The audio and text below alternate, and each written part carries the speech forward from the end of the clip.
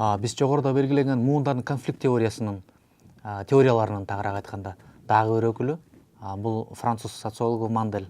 Мандель ушул Фойердин идеясын улантып, мындайча айтканда модификациялап өзүнүн автордук позициясын сунуш кылат. Мандель Эдип комплексине көп басым жасаганы менен аны четке какпайт, бирок ошол эле убакта ал ошо Эдип комплексине камтылган бир моментке тактоо киргизет.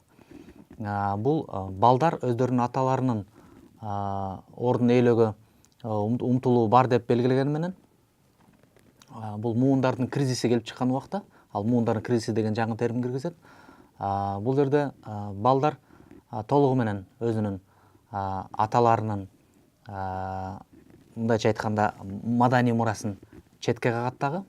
Ошол эле убакта балдар үчүн жүрүм-турум эталону, жүрүм-турум модели, деги эле дүйнөнү интерпретациялоонун бир матрицасы катары бул аталардын ролу анчейин мааниге ээ болбой калгандыгы тууралуу айтат.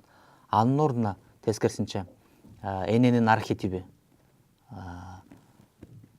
өтө актуалдаша тургандыгын белгилейт. Аны мындайча түшүндүрөт Мандель. Демек ушул индустриализациянын, өзгөчө постиндустриализмдин заманында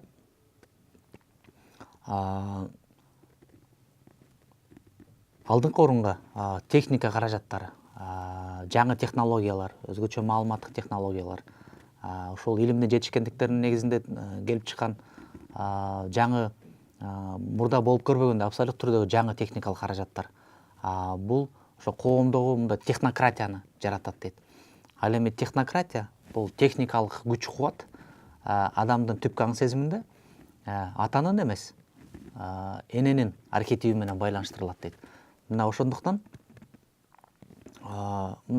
дейт Мандель, ошол 1960-жылдары Европанын, ошондой эле Европа мамлекеттеринин, ошондой эле Америка Кошмо Штаттарында абдан бир күчтүү резонанска ээ болгон жаштардын протесттик кыймылдарын табияты дагы мына ушунда дейт.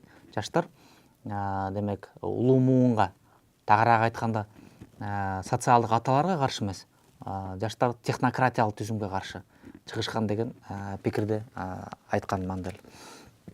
Эми ушул эле катарда Маргарет Мидтин дагы маданий трансмиссия теориясы турат. Бул тууралуу биз мурдагы лекцияларда үстүртөн айтып өттүк. Эми азыр айрым толуктоолорду киргизе кетсек, ушул муундардын конфликт парадигмасынын призмасы аркылуу. Анда биз төмөнкү жоболорго назар бурсак болот.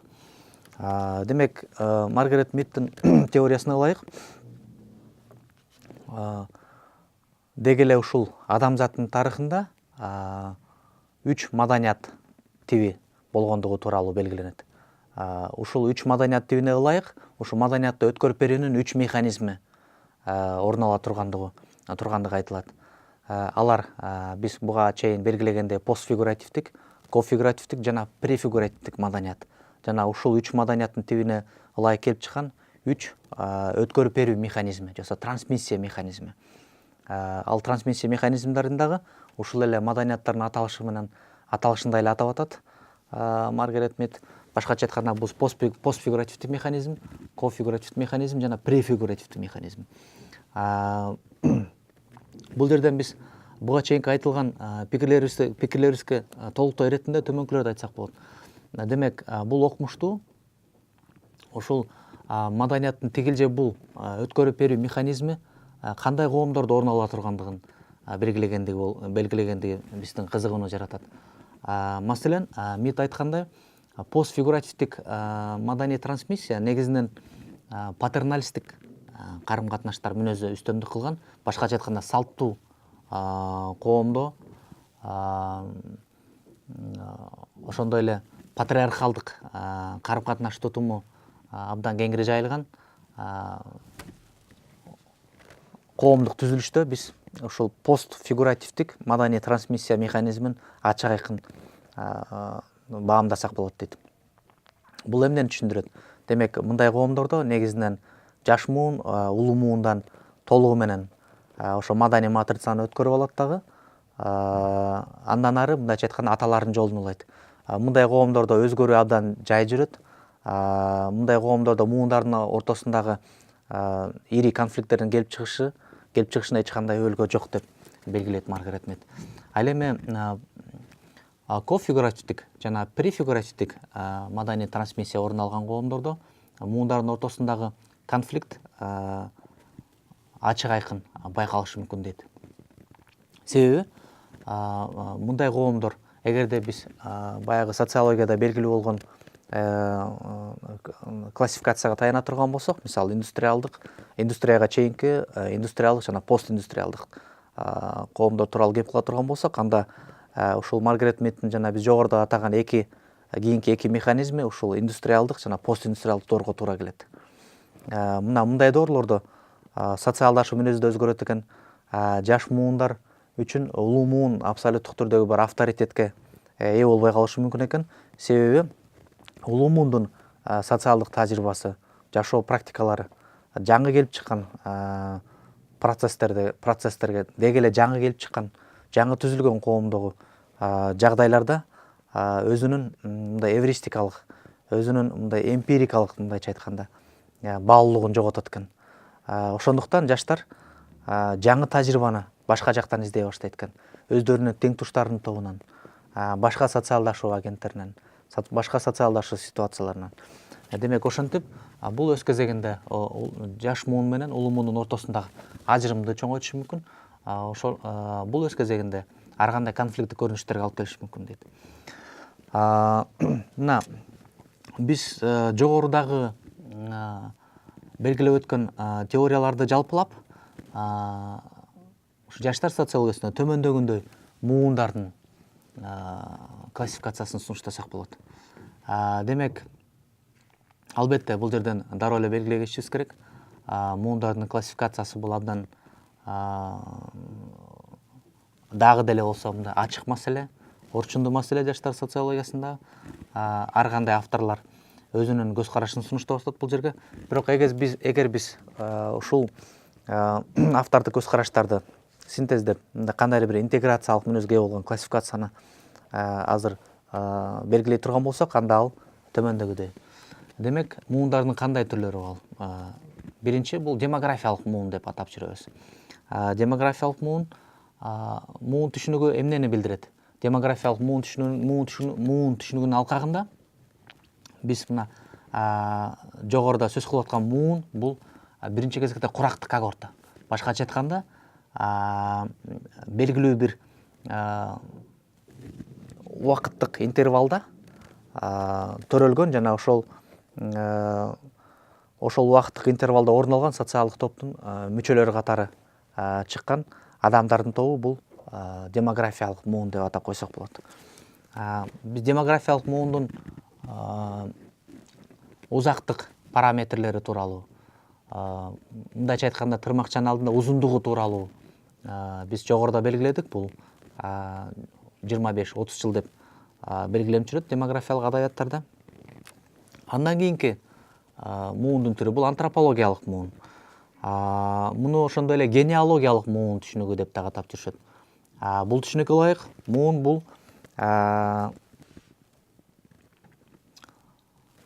бул ата менен баланын, башкача айтканда улуу муун менен жаш муундун мындай үзгүлтүксүз түрдө алмашуусунан келип чыккан процессти түшүнсөк болот.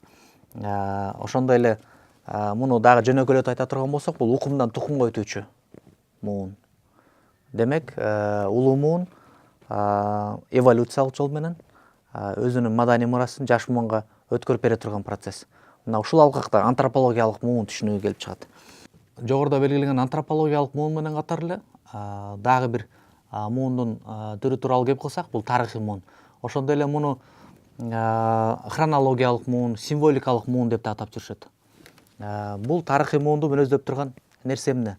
Бул тигилже бул тарыхый доордо орун алган эреже катары ушул коомдун көпчүлүк бөлүгүнө керек болчу болсо инсандын жеке жашоо деңгээлинде абдан ири таасир көрсөткөн окуяларга байланыштуу, ошо окуялардын тегерегинде калыптанган муун деп айтсак болот.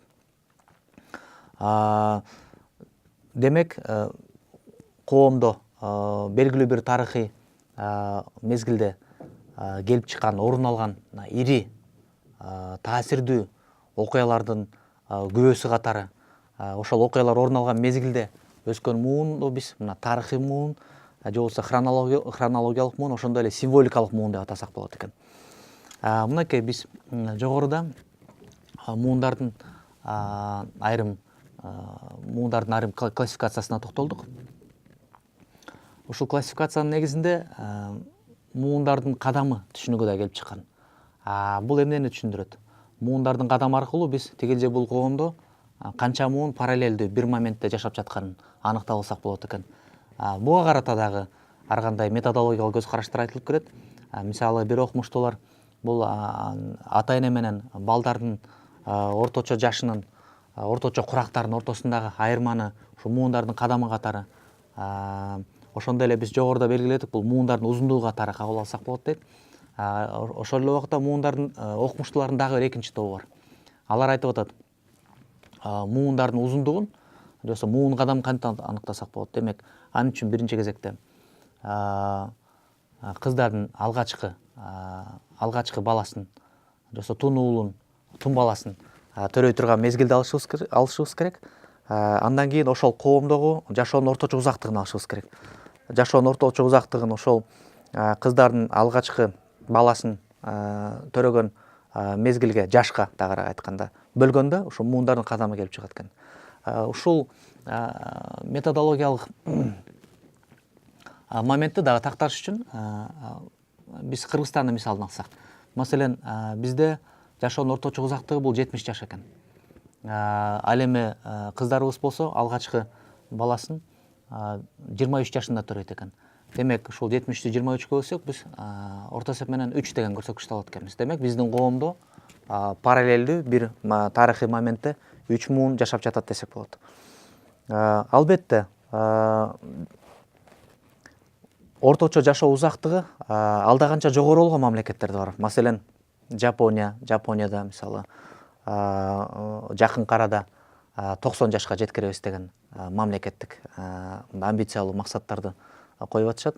Ошондой эле максатты мисалы Сингапур мамлекети коюп атат. Жакын арада калктын орточо жашоо узактыгын 90 жашка жеткиребиз деген.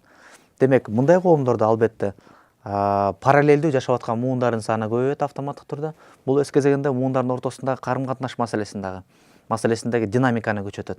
Ошондой эле бул жерден ар кандай конфликттер, мурда биз болуп көрбөгөн конфликттер да келип чыгышы мүмкүн. Ошол эле учурда муундардын ортосундагы ажырым же болбосо муундардын автономиясы дагы күчөшү мүмкүн. Себеби мына социологиялык изилдөөлөр тастыктап тургандай, акыркы мезгилдеги ушул жаңы технологиялардын жашоо практикасына кириши менен ушул жаңы технологиялардын өзгөчө жаштар чөйрөсүндө тереңдеп сүңгүп киришине байланыштуу муундардын ортосундагы ажырым күчөп аткандыгын тастыктап атат социологиялык изилдөөлөр. Бул биринчи кезекте жанакы жаңы технологияларга байланыштуу деген пикир басымдуулук кылып атат.